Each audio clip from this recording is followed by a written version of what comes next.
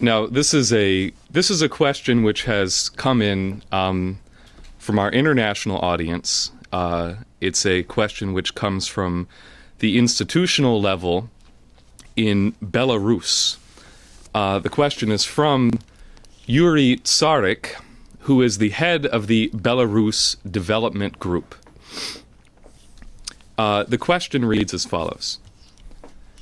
It is obvious that a new world financial order based on the credit systems of sovereign nation-states can be formed under the condition of the great powers' transition to credit systems and national banking, and reaching the necessary agreements between them regarding great infrastructure projects and the respective sovereign credit to finance them.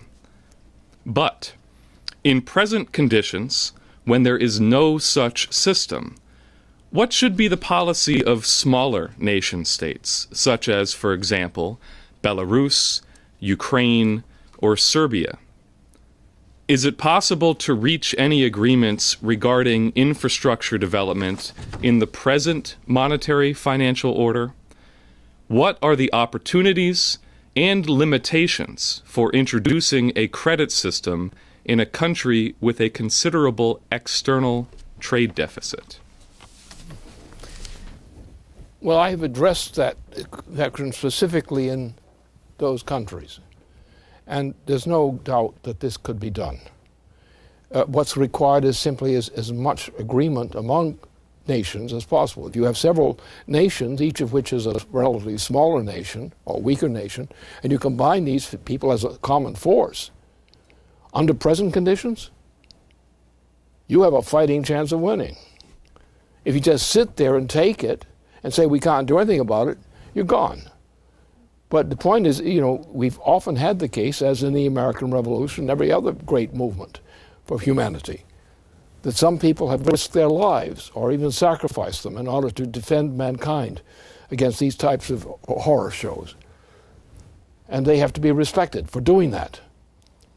But if they don't have the guts to do that, then they're not respectable. That's the point. The obligation of the human species is, first of all, to do something to defend the human species and to promote its development. And if people will not base themselves on that principle or that commitment, they're not worth much. And we'll have to go to other people to find people with the guts and honor to do what's necessary. We're in that time. We're not in a time where mere opinions and the swing of opinions from one aspect to another can change the course of history. It cannot be allowed under these circumstances. There is an imperative, a moral imperative, which lies here. That moral imperative outweighs anything else. And anyone who doesn't support the moral imperative is guilty. If you will not defend your fellow man, you're not worth anything. And that's the reality of this situation. I think that by making clear and putting right under the nose of people exactly what their cowardice represents, their failure to get out there and fight to stop this horror show. If they won't stop the horror show, then they're criminals. Maybe criminals because of cowardice?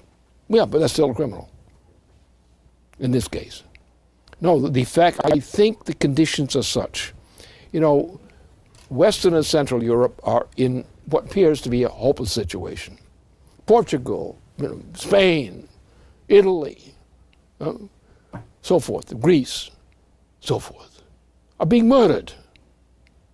And nothing in Europe is being done to stop that. Nothing. So those nothings who are doing nothing to defend the rights of human beings in nations, they've got nothing coming to them. And cowardice is not a virtue. It is not a valuable commodity that you can enjoy. No, the time has come that people have to stand up. As in France, the resistance against the Nazis in France, for example, it was a fight, but they did it. They fought.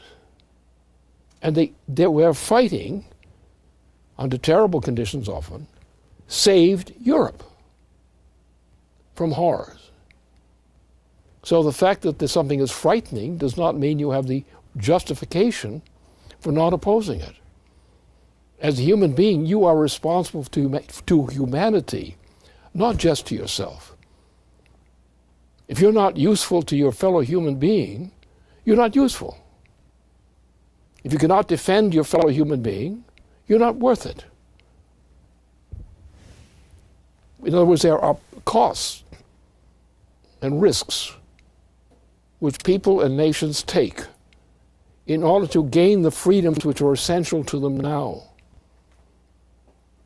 And you cannot be crawling around like stinking cowards under the sewer pipe, which is what many people have been doing.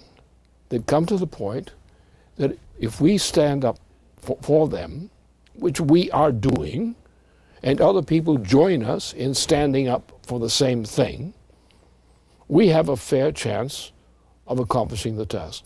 Because everyone out there, despite their cowardice, knows that this is true, or will admit it when they get their guts up. And that's the situation. We're in a crucial moment of history. We're not only, it's a question of choices.